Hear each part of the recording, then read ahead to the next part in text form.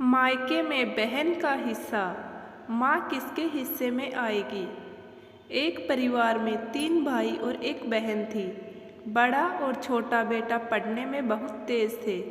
उनके माँ बाप तो उन चारों से बेहद प्यार करते थे, मगर मझले बेटे से थोड़ा परेशान भी थे।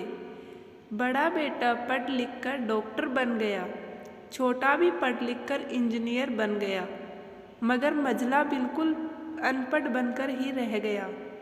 सबसे बड़े बेटे और सबसे छोटी बेटी की शादी भी हो गई और बहन ने लव मैरिज कर ली। बहन की शादी भी अच्छे घराने में हुई थी।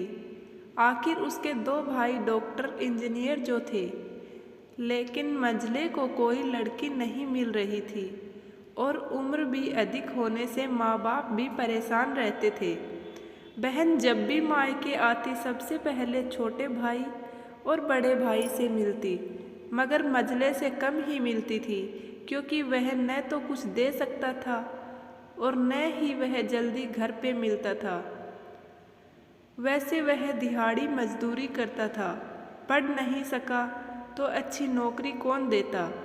और एक दिन मझले की शादी करे बिना पिताजी गुजर गए। माँ ने सोचा बच्चों में कहीं अब बंटवारे की बात न निकले, इसलिए जल्दी में पास ही गांव में एक सीधी सादी लड़की से मझले की शादी करवा दी। शादी होते ही न जाने क्या हुआ कि मझला बड़े लगन से काम करने लगा। दोस्तों ने कहा, ए चंदू, आज शाम को अड्डे पे आना। चंदू, नहीं, अब कभी अड्डे पर नहीं जाऊंगा। दोस्त, अरे तू शादी के बाद तो जैसे बीवी का गुलाम ही हो गया। चंदू, अरे ऐसी बात नहीं है, कल मैं अकेला एक पेट था तो अपने हिस्से की रोटी कमा लेता था। आज 2 पेट हैं और कल को 4 पेट भी हो सकते हैं। घर वाले मुझे नालायक कहते रहते हैं, मेरे लिए कहते हैं तो चलता था, मगर पत्नी को कभी नालायक कहे वो तो मेरी मर्दानगी पर एक भद्दी गाली है, क्योंकि एक पत्नी के लिए उसका पति उसकी इज्जत और उम्मीद होता है। उसके घर वालों ने भी तो मुझ पर भरोसा करके ही तो अपनी बेटी दी होगी, फिर उनका भरोसा कैसे तोड़ सकता हूँ। कॉलेज में केवल डिग्री मिलती है, लेकिन ऐसे संस्कार तो माँ बाप से ही मिलते हैं जो मझले बेटे में थे। इधर घर पर बड़ा और छोटा भाई और उनकी पत्नी मिलकर आपस में फैसला करते हैं कि जायदाद का बंटवारा हो जाए, क्योंकि हम दोनों लाखों कमाते हैं, मगर मझला ना के बराबर कमाता है। लेकिन माँ मन ही मन मझले बेटे से बहुत प्यार करती थी और उसकी बहुत देखभाल भी करती थी, इसलिए वह बंटवारा नहीं चाहती थी। उसने बंटवारे के लिए दोनों बेटों को मना भी किया, लेकिन माँ के लाख मना करने पर भी बंटवारे की तारीख तय होती है। बहन भी आ जाती है, मगर चंदू है कि काम पे जाने के लिए बाहर जाता है। उसके दोनों भाई उसको पकड़कर भीतर लाकर बोलते हैं कि आज तो रुकना ही पड़ेगा, आज बंटवारा कर ही लेते हैं।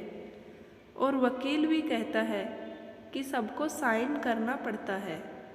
चंदू, ठीक है, तुम लोग बंटवारा करो, मेरे हिस्से में जो समझ पड़े दे देना, मैं शाम को आकर अपना बड़ा सा अंगूठा चिपका दूंगा पेपर पर। बहन, अरे बेवकूफ़, तू गवार का गवार ही रहेगा। तेरी किस्मत अच्छी है कि तुझे इतने अच्छे भाई मिले हैं। माँ, अरे चंदू, आज रुक जा। बंटवारे में कुल 20 बीघा ज़मीन से दोनों भाई 10 बीघा ज़मीन रख लेते हैं और चंदू को पुश्तैनी पुराना घर छोड़ देते हैं।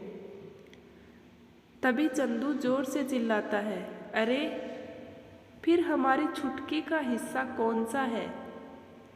दोनों भाई हंसकर बोलते हैं, अरे मूर्ख, बंटवारा भाइयों में होता है और बहन के हिस्से में सिर्फ उसका मायका ही होता है।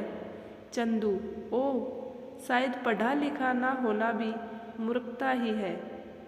ठीक है, आप दोनों ऐसा करो, मेरे हिस्से की वसीयत मेरी बहन छुटकी के नाम कर दो। दोनों भाई चकित होकर बोलते हैं, और तू?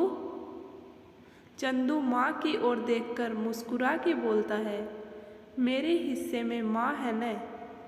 फिर अपनी पत्नी की ओर देखकर बोलता है मुस्कुराते हुए, सुनो, क्या मैंने गलत कहा? नहीं जी, अपनी सास से लिपटकर कहती है, इससे बड़ी दौलत क्या होगी मेरे लिए कि मुझे माँ जैसी सासू मिली। बस ये ही सब थे जो बंटवारे को सन्नाटे में बदल गए।